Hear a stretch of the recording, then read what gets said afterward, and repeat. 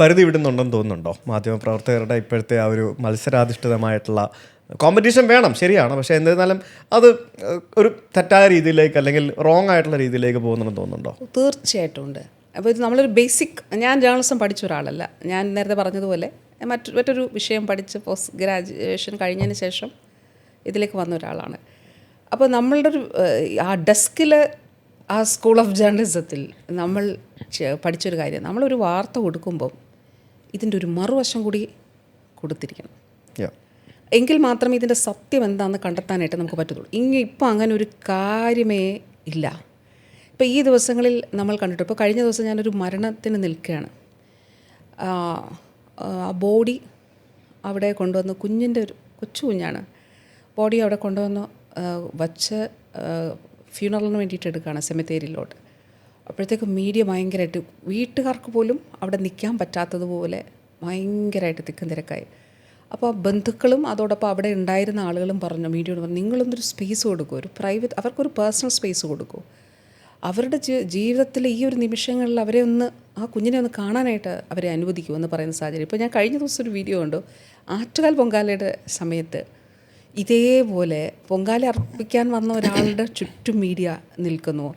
എന്നിട്ട് അവിടെ വന്ന ഒരു ലേഡി പറയുകയാണ്, ഞാൻ പോലീസിനെ വിളിക്കും, നിങ്ങൾ ഇവിടുന്ന് മാറിപ്പോകണം, കാരണം ഇതൊരു ഭക്തി നിറഞ്ഞൊരു ആചാരമാണല്ലോ, അത് അനുഷ്ഠിക്കാൻ കഴിയാത്ത നിലയിലേക്ക് അവിടെ മീഡിയ ആ നിലയിൽ പ്രവർത്തിക്കുന്നു എന്നുള്ളത് ആ ഒരു ലേഡി അവിടെ വന്ന് പറയുകയും ചെയ്യുന്നൊരു വീഡിയോ ഞാൻ കണ്ടു. ഞാൻ പറഞ്ഞത് ഭയങ്കരമായിട്ടും മീഡിയയുടെ സ്വഭാവം മാറിപ്പോയി. ഇപ്പോൾ എനിക്ക് തന്നെ ഒരു ഉദാഹരണം ഉണ്ട്. ഒരാൾ വൈകുന്നേരം, എനിക്ക് ഒരു ഉദാഹരണമല്ല, ഇഷ്ടം പോലെ ഉദാഹരണം ഉറപ്പായിട്ടുണ്ടാവില്ല. കാരണം നമ്മൾ എനിക്ക് പലപ്പോഴും തോന്നിയിട്ടുണ്ട്, വീണ ജോർജ് എന്ന് പറഞ്ഞ വ്യക്തിയെ ഒരു കൂട്ടം മാധ്യമ പ്രവർത്തകരോ അല്ലെങ്കിൽ ഏതെങ്കിലും മാധ്യമ സ്ഥാപനങ്ങളോ ചേർന്ന് വളഞ്ഞിട്ട് ആക്രമിക്കുന്നതായിട്ടോ അല്ലെങ്കിൽ ടാർഗറ്റ് ചെയ്ത് ആക്രമിക്കുന്നതായിട്ടൊക്കെ തോന്നാറുണ്ട്. നിങ്ങൾക്ക് അങ്ങനെ തോന്നിയിട്ടുണ്ടോ? ഉറപ്പായിട്ടും തോന്നിയിട്ടുണ്ട്.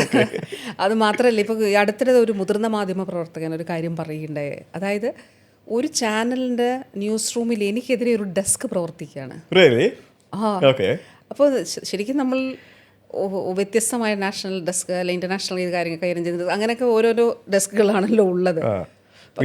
ഒരു വ്യക്തിക്കെതിരെ, എനിക്കെതിരെ വാർത്ത കൊടുക്കാൻ വേണ്ടി മാത്രം ഒരു ഡെസ്ക് ഒരു ചാനലിൽ പ്രവർത്തിക്കാന്ന് വെച്ചാൽ അപ്പോൾ എന്തായിരിക്കും അതിൻ്റെ ഒരു ഇതെന്നുള്ളത് നമുക്ക് എത്രത്തോളം വിരോധം, ആഴത്തിലുള്ള വിരോധം. അത് തങ്ങളുടെ കൂട്ടത്തിലെ ഒരു മാധ്യമ പ്രവർത്തക പൊളിറ്റിക്സിൽ ഇറങ്ങി മന്ത്രിയായതിൻ്റെ എന്തെങ്കിലും ചുരുക്കാണോ, അതോ വേറെ എന്തെങ്കിലും ഒരു റീസൺ അതിനകത്ത് ഉണ്ടാവുമോ?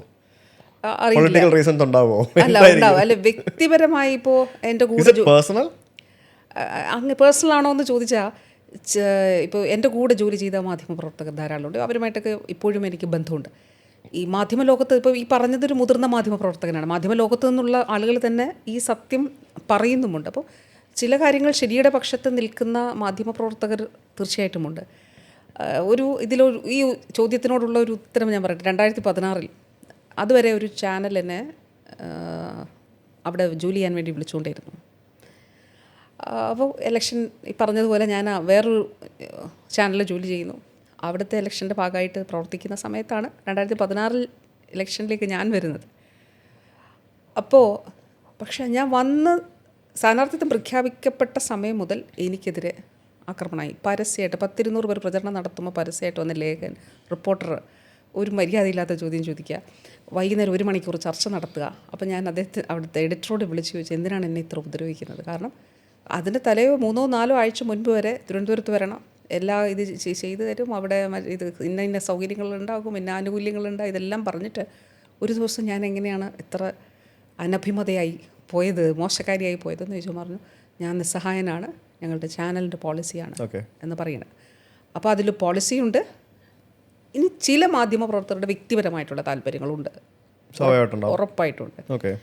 അപ്പോൾ അങ്ങനെ ഒരുപാട് ഉദാഹരണങ്ങളുണ്ട്. ഇപ്പോൾ ഒരു ഉദാഹരണം പറഞ്ഞാൽ, ഒരു ദിവസം വൈകുന്നേരം 7 മണിയിൽ ഒരു വലിയ പ്രസംഗം പോലെ പറയുകയാണ്, നിങ്ങൾക്ക് രാജിവെച്ചുകൂടെ മന്ത്രി, നിങ്ങൾ അവിടെ കടിച്ചു തൂങ്ങിയിരിക്കുന്നത് എന്തിനാണ്, നിങ്ങൾക്ക് ലജ്ജയില്ലേ, നിങ്ങൾ ഇറങ്ങിപ്പോകൂ എന്നൊക്കെ പറഞ്ഞ് ഭയങ്കര പ്രസംഗമാണ്. ഇപ്പോഴും ചിലപ്പോൾ യൂട്യൂബിൽ അത് കാണും. അപ്പോൾ എന്താണെന്ന് വെച്ചാൽ, ഒരു പെൺകുട്ടി മരണപ്പെട്ടു, അത് ഫുഡ് പോയ്സണിങ് ആണ് എന്ന് ധരിച്ചുകൊണ്ടോ അല്ലെങ്കിൽ അങ്ങനെ റിപ്പോർട്ട് ചെയ്തുകൊണ്ടാണ് അതാണ് അവതരിപ്പിക്കുന്നത്. അപ്പോഴാണ് പറയുന്നത്, നിങ്ങൾ രാജിവെച്ചുകൂടെ, നിങ്ങൾക്ക് നാണമില്ലേ, നിങ്ങൾക്ക് കടിച്ച്, നിങ്ങൾക്ക് ലജ്ജയില്ലേ എന്നൊക്കെ പറഞ്ഞിട്ട് ഭയങ്കര ഘോരഘോരമായിട്ട് പ്രസംഗം. പക്ഷേ പിന്നീടാണ് അറിയുന്നത് ആ ഒരു സൂയിസൈഡായിരുന്നു. പക്ഷേ അത് തിരുത്തിയത് വാർത്തയില്ല. ഇപ്പോഴും ആ കഥാപ്രസംഗം വാർത്തയായിട്ടുണ്ട്. ഓക്കെ. അപ്പോൾ അതാണ് ഇതിൻ്റെ ഒരു അതായത് മാധ്യമ ലോകത്തെ സംബന്ധിച്ചിടത്തോളം ഒരു അനാരോഗ്യകരമായിട്ടുള്ള മത്സരം. സത്യമാണോ എന്ന് ഒരു ഫാക്ട് ചെക്ക് ഇല്ല.